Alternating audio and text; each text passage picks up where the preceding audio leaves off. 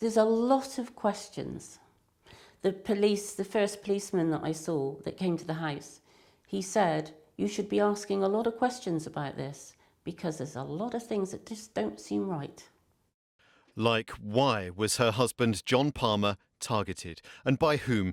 How could an assassin break into his home, leave 6 bullet wounds in his body, and for police and paramedics to mistake them for surgery wounds?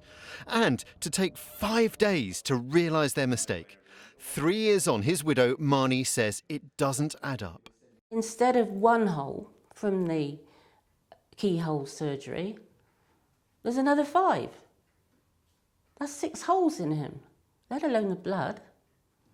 One of the ambulance chaps evidently had said to the police that they thought it was a bit odd, there was so much blood.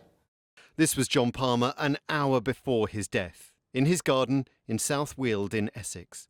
Detectives believe his killer watched through a hole drilled in the fence, picked his moment, leapt over and shot Palmer.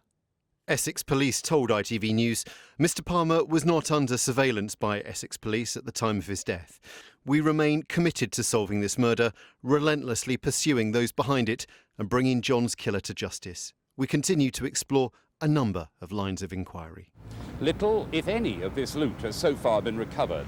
The Brinks-Mat raid in 1983 was then the biggest heist in British history.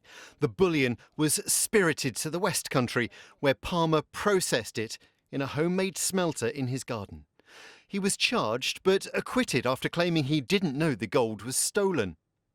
In the 35 years which have passed, around 20 of the gangsters, their associates and police officers who investigated the raid have met early deaths.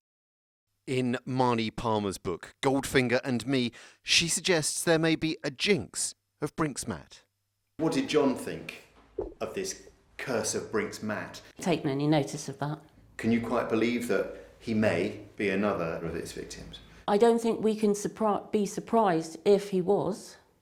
Police believe John Palmer had 17,000 victims of his timeshare fraud in Tenerife, and he moved in murky circles.